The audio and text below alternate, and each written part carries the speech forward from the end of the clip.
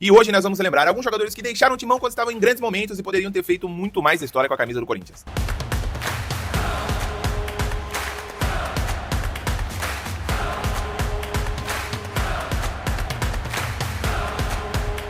Final de ano tá chegando e começam as especulações de alguns jogadores que podem deixar o Corinthians na próxima janela de transferências. E hoje nós vamos lembrar alguns jogadores que deixaram o Timão quando estavam em grandes momentos e poderiam ter feito muito mais história com a camisa do Corinthians. Os primeiros dessa lista, a dupla Christian e André Santos, viviam um grande momento. O Corinthians fez um excelente Campeonato Paulista e uma grande Copa do Brasil, onde foi campeão dos dois torneios em 2009. Mas depois disso, Christian e André Santos foram vendidos ao Fenerbahçe e interromperam uma trajetória que poderia ter sido muito mais vitoriosa com a camisa do Timão. Em 2012, depois de ser campeão da Libertadores com o Corinthians, Alex optou por sair e foi vendido ao Qatar. O meio-campo ex-Corinthians não era um craque, não era um jogador que a torcida amava também, mas era um jogador muito eficiente e começava a fazer história no Corinthians porque tinha acabado de ser campeão da Libertadores. Se tivesse ficado, poderia ter sido campeão mundial, mas não deu. Saiu, foi pro Qatar e depois nunca mais vestiu a camisa do Timão. Em 2017, depois de uma temporada fantástica, Jô foi vendido pro Japão.